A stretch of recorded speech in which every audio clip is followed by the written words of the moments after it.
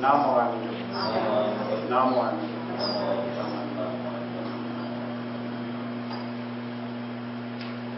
Okay, thank you all for being here this evening. Lovely. Yeah, with the bronchitis, I could probably use that. Thank you. It's like Pavlov. If I bring it up, it's possible to cough. I just need to think healthy thoughts for the next hour and a half.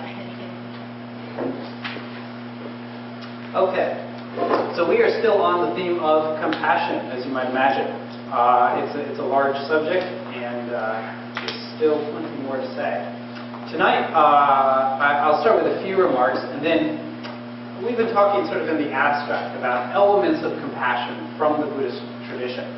I tonight want to explore a few specific techniques that Buddhists have used in order to increase their compassion, sort of make it stronger, extend it to others, make it more deep and more meaningful in their lives. So some specific Buddhist practices related to this. One thing I do want to note, though, I sort of mentioned in passing in one of my previous lectures that compassion and wisdom are seen as sort of a pair in the Buddhist tradition. You really need both.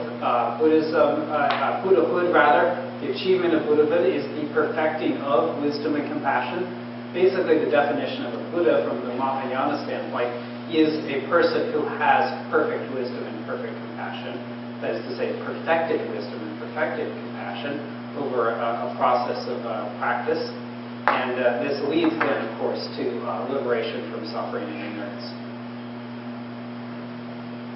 Well, it so happened, because I've been talking about compassion, I've been paying a lot of attention to this theme, even just as I go about my sort of daily work. And I noticed something by a scholar named Richard Gombrich. He's a big-time Buddhist studies professor at Oxford University in England.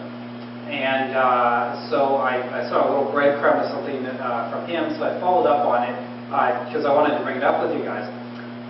What Dr. Gombrich notes is that he's been doing sort of this textual analysis of very early Buddhist texts, looking at them again, not simply from the standpoint of how do Buddhists today read those texts, like what do they say is important and what do they pay attention to, kind of reading them on their own. They're like, walk the room, just reading them. What do they actually say? What do they seem to reveal about early Buddhism, which in some ways, we've elaborated on and evolved from. One striking thing that he noticed about these texts, which doesn't get highlighted as much in the later tradition, is that he notes how apparently the Buddha is teaching his followers that perfecting your compassion is one way to achieve nirvana itself. So if you get perfect compassion, that itself will result in nirvana. This is not something that later Buddhism has so strongly emphasized. It's more strongly emphasized the need to perfect your wisdom, which will then see through everything, and then naturally compassion will result from this. Compassion is not unimportant, but it sort of went strongly on the wisdom side in many cases. And as he rereads the Buddha from the earliest texts, the ones that are closest in time to the Buddha himself, and most likely to preserve his words more or less the way he spoke them, he's finding that the Buddha was actually teaching wisdom as a path and teaching compassion as a path. You could put them together, but he was also sort of teaching them independent of one another. And so there were disciples who were best suited to sort of intensive meditation, insight, and liberating themselves through wisdom. And he had other disciples who appeared to have been better suited for liberating themselves through the practice of compassion. So he taught this apparently as a more or less self-sufficient path, which is something that we haven't emphasized as much in the later Buddhist tradition. So I was kind of intrigued by what he was saying there. Basically, what he's sort of noting, and he quotes the Buddha to demonstrate his argument here, says that the Buddha talks about how acting and thinking compassionately, this leads to purification of your thoughts and actions. So if you act compassionately, there's a purification of your actions that takes place here. And if you think compassionately, there's a purification of your mental states that takes place here. And in this early phase of Buddhism, nirvana, among other definitions, one definition of nirvana is that purity of thought and action, like true purity of thought and action. That is nirvana. That is one way that nirvana is explained by the Buddha during this early phase of Buddhism. So if your mind is pure and your actions are pure, they don't have any clinging in them, they don't have any delusion, no anger, no greed or anything like this. By definition, therefore, those are nirvanic thoughts and actions, and so you have reached nirvana. And how does one purify one's thoughts and actions? Well, in this particular, somewhat neglected earlier stream of Buddhism, apparently one did so by being and thinking compassionately towards others. So that was itself seen as a totally valid path. Again, it's not that the later Buddhist tradition disavows this, but it has come to be sort of eclipsed in terms of the amount of attention that's been given in the tradition. We talk all about compassion and the need for compassion, but we don't tend to stress compassion itself as a fully self-sufficient path all the way to nirvanic liberation itself. So, I thought that was quite an interesting find that this Buddhologist had. I have to say, these are early teachings for high-level monks in most cases. I'm not sure how valid this is a path for us today in terms of like total awakening. My experience as a person, and my experience of other people, is that there's some very good people, but very few, if any of us, are able to achieve true, total purity of thought at all times and total purity of action at all times. This is one reason why, of course, we rely on other power, on Amida Buddha and the Jodo Shinshu tradition. So we probably can't get all the way there ourselves by practicing compassion. But on the other hand, there's nothing holding us back from trying our best, doing our best, and relying on other power to help us to get to the rest of the way there. So I was just kind of intrigued by this thing that I noted in Dr. Gombrich's recent book put out by the Oxford Center for Buddhist Studies. All right. However, what I really want to talk with you guys tonight is, I think we've established over the last couple of lectures the importance of compassion, whether it's because you're trying to get all the way to nirvana or simply because this is one of the core Buddhist ideals. So how do we increase our compassion? How does compassion come about from a Buddhist standpoint? And that's what I sort of want to focus on here tonight. Now, I have several other handouts I brought with me. I didn't just hand them out right away because I wasn't sure exactly how many of these I'll get to. But I would like to maybe hand out the first of them. If I could just have somebody pass this around. We'll go through some of this. Thank you very much. So, how do Buddhists become more compassionate? That's the question that we have here. And the first document that I'm passing around here, don't worry, you'll all get a copy in just a moment here. I've got an excerpt from the Loving Kindness Sutra. This is another early Buddhist text from about the same time period as the text that Gombrich was looking at, was referring to. This is known as the Metta Sutta in Pali, or to translate it, we would call this the Loving Kindness Sutra. Here it comes for you guys on this side. So perhaps you remember in one of my early lectures, I talked about something called the 4 Brahma Viharas. Do any of us recall this? The 4 Brahma Viharas. These are the 4 divine abodes, or 4 divine dwellings. And one of those was karuna, meaning compassion. That's why I brought these up. Really, in a way, there's sort of like 4 different aspects of compassion. Another one of those Brahma Viharas was metta. Metta, the word meaning loving kindness. Thank you very much. I appreciate that. So, this is a sutra. This is, in other words, a sermon from the Buddha about loving kindness. loving kindness directly connected to compassion in the Buddhist mindset. And I thought perhaps looking at this would give us a little glimpse at how Buddhists have gone about this. This is the sutra, and then there's a practice that comes out of this sutra. So let's look at the source first, and then we'll look at the practice that results from this. I'll read this through here. These are Buddhist scriptures, so they're often quite lovely. So in translation, how does this loving kindness sutra go? If you have glimpsed the state of perfect peace, in other words, I've gotten a glimpse of nirvana, and therefore seek to promote what's best, then be able, honest, and upright, gentle in speech, meek and not proud. Contented, you should not be a burden to others, not over busy and simple in living. Tranquil your senses, but yourself be prudent, and not brazen nor seeking favor. And here's where we get into the important part now with the next lines. Refrain from any action that gives the wise reason to reprove you. Then cultivate the thought. May all be well and secure. May all beings be happy. Whatever living beings there be, without exception, weak or strong, long, huge or middle-sized, or short, minute or bulky, whether visible or invisible, and those living far or near, the born and those seeking rebirth, may all beings be happy. So the Buddha is recommending that you cultivate these thoughts. This is going to be the source then for the meditation practice that arises from this. He goes on to say, let none deceive or decry his fellow anywhere. Let none wish others harm in resentment or in hate.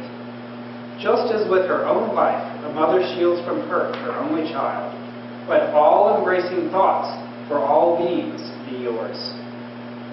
Cultivate an all-embracing mind of love for all throughout the universe, in all its height, depth, and breadth. Love that is untroubled and beyond hatred or enmity. This is an important part, I think, here. An all-embracing mind of love for all throughout the universe. This is sort of the ultimate goal of the Buddhist compassion. It's not limited to a few people around you or people who deserve compassion in some way. True, perfected compassion from the standpoint of the Buddha embraces all beings unconditionally, no matter who or where they are. Final lines here. As you stand, walk, sit, or lie, so long as you are awake, pursue this awareness with your might. It is deemed the divine abode, that is to say the Brahma Vihara, here and now. So, in this sermon, the Buddha is recommending that Buddhists of his time go about, at all times, thinking these sort of loving, kind thoughts towards others, right? As you stand, walk, sit, or lie. In other words, in any activity throughout the day that you find yourself engaged in, cultivate these mental habits. And it sort of tells you what you should be thinking. Think about, may everyone be well, may everyone be secure, no matter who they may be. These are sort of regular lists you find, long, huge, or middle-sized. Right? You find these throughout the Buddhist tradition. What they mean is they mean to indicate all beings that there could possibly be. So this is the scriptural source for a practice then that evolved in the Buddhist tradition. Just a moment. Now, there's many different forms of Buddhism, as I've mentioned before, and as many of you are aware. This particular practice that I'm going to describe here comes to us from the Theravada tradition. But it has been present in other traditions, various Mahayana traditions, for example. So although it has been sort of most especially preserved and transmitted through that tradition, it has connections with other traditions as well. I've actually purposefully chosen a few examples from different types of Buddhism to demonstrate how this cultivation, this intentional cultivation of compassion, is something that we find really in every type of Buddhism here. So we might as well take examples from different places. All right. So now I have my next handout.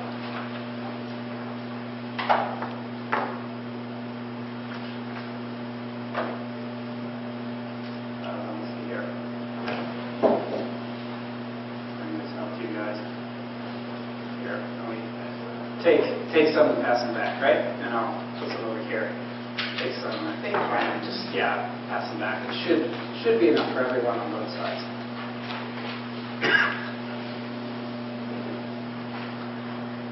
Okay. So this is an actual meditation technique. It may be that, just making sure that everyone's good one. It looks like everyone. Good. Okay. It may be that we have a sort of stereotyped idea of what meditation is.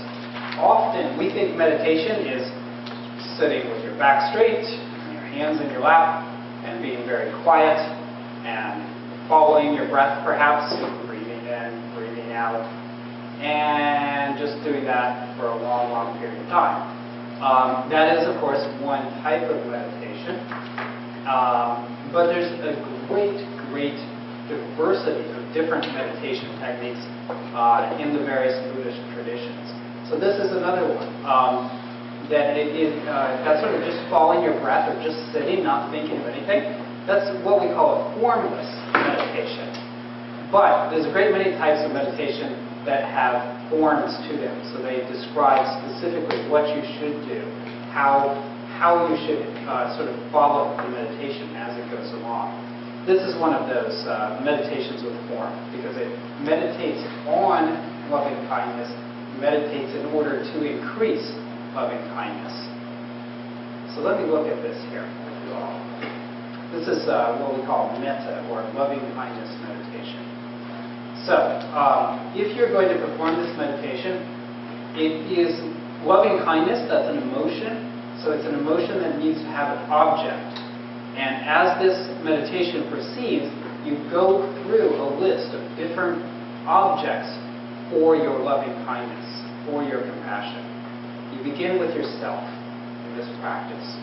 So if you were going to do this practice, what you would do is sort of find a few moments in your day, sit down, and mentally, usually, you can say these out loud, but mentally, typically, repeat these stanzas to yourself and do the things that they're asking. So, first you think, may I be free from danger. May I have mental happiness. May I have physical happiness. May I have ease of well-being. And often these are done in a much more slow manner. I'm just sort of reading them out quickly. But what you would really do is you would sit and you would just do the first one. May I be free from danger. And you would think this to yourself. Meditate on this. Meditate on yourself being free from danger for some few moments, maybe a few minutes. Then, when you sort of had a grasp of that, you would move on. May I have mental happiness. You would sort of meditate on that for a while. In a way, you can kind of imagine you're kind of like beaming mental happiness at yourself in a way. Use kind of psychological language there. And then you move on. May I have physical happiness. And then you move on from that. May I have ease of well-being. So it starts with yourself. The idea being that although in the West we have these notions of poor self-esteem and things like this, nonetheless, on some extent, self-cherishing is something that virtually all humans have. We may have complicated a bit by being able to be self-cherishing and self-loathing at the same time, but there is typically the desire for one to be happy and secure in some manner, right? So the Buddha, in a very practical way, starts with yourself. It's not so hard to wish these things for yourself. Then, in this practice, you move on to, it begins to sort of widen the circle of compassion. So you move from yourself, from self-centeredness. Now you focus on an other. And again, it's practical. It goes to the most likely sort of next object. So, may someone that I love deeply is what they recommend. This is often a parent. Some people have difficult relationships with their parents, so it isn't required to be a parent. But if it were, this would be, may my mother be free from danger, or may my father be free from danger, or may my child be free from danger. someone that is close to you, intimately close to you, that you can have this sort of already sort of deep love for. So in this meditation, you're sort of developing further loving kindness for them. May this person that I love deeply, may they be free from danger. May they have mental happiness. May they have physical happiness. May they have ease of well-being. And typically, in the monastic tradition that this evolves from, you would meditate on that person, sending the loving kindness towards them in your mind for something like 15 to 20 minutes on average. So you're really sort of steeping in this for a while. It's not just a passing thought. It's like, not just like, have a good day, wish you well, take care. So it's like concentrating on it, developing this. We talk about practice. These are exercises. These are mental exercises, these meditations. And just like with exercise, you don't just lift the barbell once and woohoo, you're Superman, right? Like you do it. It's a repeated action. You do it for a period of time, and you do it each day also. So you develop these, in this case, healthy mental and emotional muscles. And I think maybe I would say something about that actually, because we sometimes have a stereotype of Buddhism as a religion of detachment. Emotion is bad. Get rid of emotion or something. I hear this sometimes from my students in class, right? They imagine that the Buddha is like Mr. Spock from Star Trek or something. He's perfectly logical, so he doesn't suffer, so he's a Buddha or something like this. This is not really the ideal in this way, right? These are healthy emotions that are being cultivated. Loving kindness is certainly an emotion. Compassion is certainly an emotion. And these were things directly recommended by the Buddha. In fact, the definition of Buddhism is perfect compassion and perfect wisdom. So there is an emotional state there, but it's a purified one, a perfected one. And a Buddha can only exist not on earth, not really exist on earth, Can a Buddha exist on earth? Is that the question? I'm sorry. There is sort of a loud hum behind me. I can't hear very well from the audience. Certainly Shakyamuni Buddha was a human being who lived quite some time ago. According to the Buddhist tradition, there have been many Buddhas throughout time. Different traditions teach that differently. Some say there's one, and then a long period, and then a second one, and then a long period, and then a third. Others recognize many Buddhas simultaneously. So it certainly seems to be possible, but it doesn't seem terribly frequent, does it? It really depends on who you ask. So from the point of view of his most devout followers, the answer would be yes. Not just because they like him, but from an actual Orthodox teaching perspective in that tradition. He would be perceived to be, they say he's an incarnation of the Bodhisattva of compassion, Avalokiteshvara, the person I've talked about in the past, or Chinrezig is the Tibetan word for this being. But, and we sometimes say a Bodhisattva is someone who's working to become a Buddha, isn't quite. But frankly, in the Tibetan tradition, it gets really kind of messy, and the difference between a Buddha and a Bodhisattva doesn't really matter in that tradition. So he is essentially believed to be an incarnated Buddha of compassion. But who determines whether you're all wise or compassionate? I'm sorry, you just had to speak up a little. What determines whether you're all compassionate or wise? What determines it? Yes. Well, from an objective point of view, you would be all wise if you don't have any delusion, if you see things just as they truly are. From a compassion side, you would be all compassionate if you are truly compassionate, truly care about all others, and care about them equally. So, I can maybe have some abstract compassion for, I'm trying to think of someone I don't like or someone I think is really bad. No one's coming to mind. But let's imagine Hitler or someone, right? I'm thinking, unfortunately he's a dead person, but imagine, Osama bin Laden, also dead, but recently, right? I could, in some abstract way, have some sort of compassion for that person. But the compassion that I would feel for Osama bin Laden is not the same level of compassion that I feel for, my wife. Okay? That is the difference between me and a right there. Because the Buddha would feel the same compassion for all of these people. Because there's a purified, a perfected compassion that doesn't discriminate amongst what we think of as good and bad, or between close and far. Like some total stranger who might be an awesome person, but is basically a stranger to me, I can't feel the same compassion really for that person as I feel for my wife or my children or something. They might be better people, frankly, but I just don't know them. I haven't spent the time with them, right?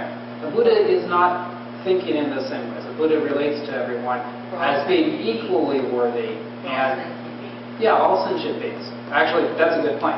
A Buddha, it's not just like my wife versus Hitler. It's like my wife versus a mosquito, right? Like equal compassion for all living things there. I can affirm that ideal as a Buddhist. I can wish to achieve that level someday. I can do my best to try to expand my compassion, including through techniques such as this. But let's face it, at the end of the day, I'm a lot more worried if my wife stubs her toe than if I kill a mosquito. So I'm just not actually a Buddha in this situation. One last question. I suppose we're supposed to not have ego when we're Buddhists, but isn't it very egotistical to want to be Buddha, to be all compassionate and all wise and all? Not from the understanding of the Mahayana tradition, because the idea, and we're actually going to be talking about a bit of this in a few minutes, the idea is that you seek Buddhahood for the sake of others. You do not seek Buddhahood for your own self. This is one thing that distinguishes the Mahayana tradition from certain other Buddhist traditions, right? You have to give up the ego to achieve that goal, so it's a natural casualty of the process itself, is the way it's understood. A question or a comment? Just a comment, actually. You mentioned Hitler versus, I'm sorry, I don't remember now what you were saying. You said compassion for your wife versus Hitler. Or somebody, yeah. Yeah, no, I'm trying to think of someone negative. No, yeah. well, exactly. He definitely didn't do, I mean, as far as history is concerned, he didn't do that well in his life. But if you read my talk, you actually get an understanding of where a lot of his distorted thinking patterns came from. So you can have some compassion for him, not because he hurt people, but because he was so messed up inside that he didn't know the difference between right and wrong. Right. So I don't think that we can simply let Hitler or other bad people off the hook. But no, I agree with you here. So, but even though we can't, I'm just saying, you could have compassion for him. That's all I was going to say before you get into that. I agree. So let me make my point. Okay. So I agree with you. It doesn't let the person off the hook, and yet we can understand where negativity and even evil come from. They have sources. Those sources ultimately are the same sources of the problems we create for ourselves as well. So some people go way off the deep end with these things, but there's no essential difference between us and anyone else, right? I am also capable of being protective of myself and being fearful towards others. I'm capable of violence towards others. I'm capable of wishing power for myself. I live in different historical and personal circumstances that have thankfully not caused me to become a Hitler. But in another time and place, perhaps that is possible. You know, this is how we are, and because we share that commonality, this is a reason why we should seek to have compassion for all others. It doesn't mean that, you know, if somebody's pointing a gun at you, you may have to act drastically. But at the same time, the idea of the Bodhisattva is that you do what is needed in the situation, but you do so still with a sort of compassion for all the actors in the situation. So, may someone I dislike be free from danger. May someone I dislike, you know. So let's try to think. Oh, that helps. Okay, great. Very good. I wonder if I can think of some example. Okay, so I'll just make up a person. We'll call him, John Doe. Okay, but John Doe is a person at work who I never get along with. Always seems to get in the way of my ideas, my projects. I know how things should be run at my university. This other idiot doesn't understand at all, gets in my way all the time, and so on. So, John Doe, I don't like him. But, may John Doe, may he be free from danger, like honestly, actually free from danger. May John Doe, may he be free from mental suffering. So we spend a lot of our time wishing bad things for the people we don't like and feeling justified about it, right? So-and-so gets in my way. Even on some innocent level, like, I hope they get a cold so they don't come in, so they're not at the meeting and bog us down, and my idea gets passed, and everyone will be better off for it. And this is a cold, he'll get over it, right? Like, that's like a little level. And then there's the things like, so-and-so, I don't like so-and-so, like, they stole something from me, they hit me, they've been bad to me. I hope they get in a car accident, stuff like this. Like, people think this way, too. Like, or you have your elaborate revenge fantasies, like, they humiliated me in the meeting that one time, so next time, I hope they say something dumb, and then I'll have the perfect one-liner, and they'll look like fools in front of everyone, and I will be the source of their distress, and I will win. And this way, like, this is the way we think as people often. So this is trying to move us away from those ways of thinking, which is not an easy thing to do. That's why it's an exercise, right? It takes repeated work in order to do this. So may that person be free from danger, free from suffering. May they honestly actually be well and at ease. May they truly have it. Now, at first, a lot of times, this is lip service, like in a literal way. We can say it, but it doesn't mean we actually mean it. Or maybe we can think it, okay, they can be happy as long as I never have to see them being happy and they're not around me. Right? This is how we are. Okay, the Buddha will take what he can get. Start there and kind of move you on the path a little further, right? You got to start somewhere. But the idea is to eventually work on this to the point where you can say these things honestly and feel them honestly and mean them honestly in the same way that you did for all these previous categories, from yourself through others. Okay? When you're able to do this, this is when your compassion is being perfected. It doesn't mean it's actually becoming perfect, but it's on that path, right? And then, of course, the final stage here. May all beings throughout the universe be free from danger. May all beings throughout the universe have mental happiness, physical happiness, ease of well-being. So this is back to the all beings. This is not even all people. This is not like, may everybody in Canada, but who cares about China or something. This is everybody. This is every sort of being anywhere on Earth and anywhere alive on any other planet as well. May they all have these things. May they all enjoy these fruits, right? So this is this practice that monks do, and they teach it to lay people as well. And they would do this on a regular basis. Now we may think, well, okay, I can say these things, it may not change me that much. But imagine doing this, and like I said, maybe they spend 15, 20 minutes a day on each of these, like 1, 2, 3, 4, 5, 6. That would be 2 hours, right? I'm not on the math faculty at Waterloo, but I think I got that right. Okay? So imagine spending 2 hours out of your day, if you're, dedicated to this practice, really inhabiting this loving kindness and trying to increase it. And then realize it's not 2 hours a day, but it's 2 hours each day, and you're a monk and you live for 70 years or something, right? So this is how people like the Dalai Lama and others are able to sometimes achieve these sort of beatific personalities that we see. It's not an accident. It's not like they were born with more love than other people. They put in the hard work, advancing this compassion. And again, I don't know whether they've perfected it either, but they're certainly further down the path than some of us, myself included. So this is a very interesting sort of practice to go through. Now I see that there's about 5 minutes here, but I got started a little late. So I wonder if I could move on to a little other material, whether we still have time for a little more. Are we still awake? Are we doing okay?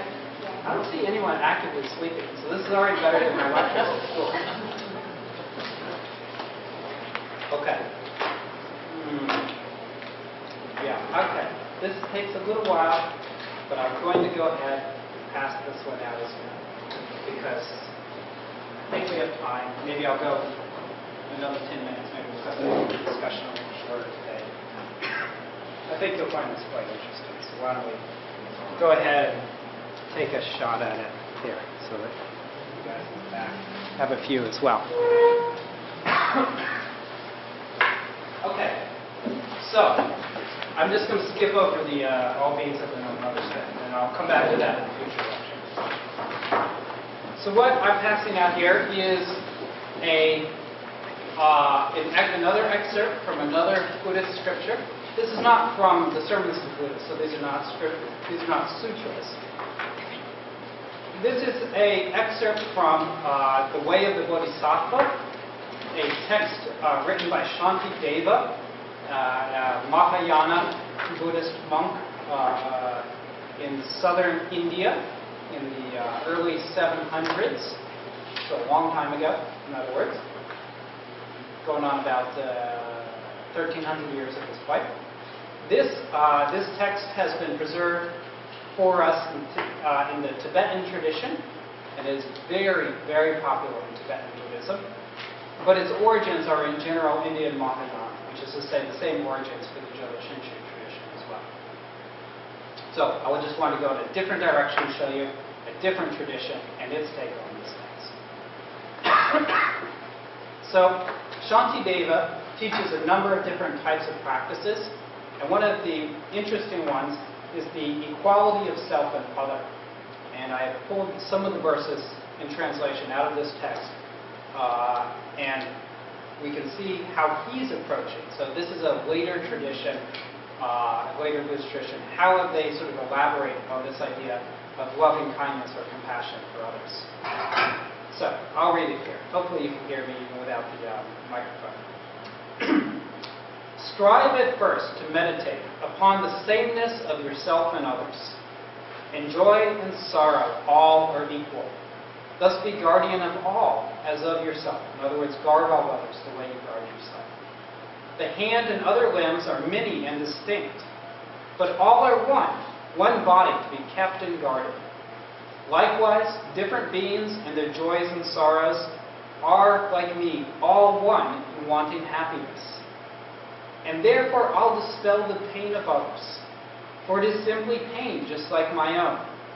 And others I will aid and benefit, for they are living beings just like me. Since I and other beings both, in wanting happiness, are equal and alike, what difference is there to distinguish us? That I should strive to have my bliss alone. Since I and other beings both, in fleeing suffering, are equal and alike, what difference is there to distinguish us? That I should save myself and not the other. Thus the suffering of everyone should be dispelled, and here there's no debate. To free myself from pain means freeing all. Contrariwise, I suffer with the pain of others. In other words, I cannot be free of pain until all others are free of pain, because I am inextricably interconnected with it. This is the Mahayana vision. When we talk about emptiness, this is what they're talking about. You're empty of self-nature, which means that you are interconnected with all others. So therefore, although I may not directly feel your pain in the same way, you stub your toe, my foot won't hurt. But because we are connected on a deeper level, I can't actually be free of pain until suffering is alleviated from all others. Inevitably, suffering will come around for me because I'm connected to everything else. Hands and other limbs are thought of as the members of a body. Shall we not consider others likewise, limbs and members of a living whole? Those desiring speedily to be a refuge for themselves and other beings should interchange the terms of I and other, and thus embrace a sacred mystery.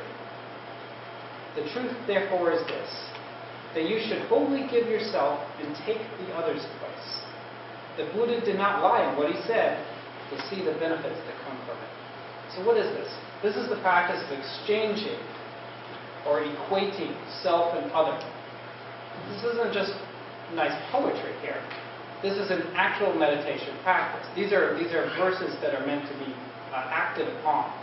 So the practice in this case is instead of I sit here and I send loving kindness to me, and then I send it to you, and I send it to somebody else in this sort of way. This practice is mentally, I switch places with you so that I walk in your shoes in that way, right? You put yourself in the place of the other. Now you can do this in the same sort of way. Like you can start with someone close to you, switch places with them, and imagine what life must be like from their perspective, and wish them well in their situation. Because you know that if you happen to be the person in their situation, if you actually switch, you would wish the best for that person, right? For yourself in that case. And you can do it for someone that you're more neutral for. Then you switch yourself with someone you really don't like. And you realize through this practice that whether they're a good or a bad person, they wish to be happy, they wish to be free from suffering, and our goal as Buddhists is to eliminate suffering. And you maybe in this process also come to understand in some way that the way they act is based on their experiences and where they're coming from. In fact, when you're over there being them and you look back at you, sometimes you discover, oh, there's some reasons why they act that way, and I'm contributing to this situation, as it turns out. So this is the sort of this is a tantric practice actually of exchanging self for other instead, inhabiting the other person's position, and using that as a way to develop compassion for others in that way. And we can see sort of the attitude being promulgated here. Seeing all beings as like hands and arms, limbs on the same body. This is the basic attitude that's being put forward here. So a oneness of all beings. This goes back to the same sort of may every being be happy. Well, here you're not just like thinking in the abstract. You're doing your best to actually be all these other beings and wish them happiness in their situation. So again, imagine doing this, exchanging self and other every day for some extended period of time, or walking around doing this during your day. You could do both of it. So you walk around shooting metta, loving kindness everywhere around you, and you can walk around thinking, what must it be like to be that person, or you're driving and the person cuts you off and you're angry. I just experienced this about 17 times. Okay? So exchanging self with others. What if suddenly you're the person in that SUV that just did that thing, and why are they acting this way? What must it be? They're hurrying to wait. They're hurrying somewhere. They've got an extremely interesting and important Buddhist lecture to give to. They're afraid they're going to be late. Or they're running to the hospital. There's something wrong. Or they just realized that they left the gas on at home. Or something. Like, you put yourself in their position, and suddenly you start to realize that it's not all about their identity is defined by the fact they cut me off. Like, they have a whole other life and things are going on that may well explain it. Now, people also just act like jerks sometimes. And again, this is not excusing those things, but even when you put yourself even in the position of the jerk, you begin to feel more compassion for it. And that's the point here. The point is not actually to change others. That's not our role. The point is changing yourself, developing compassion. This is what the practice is here.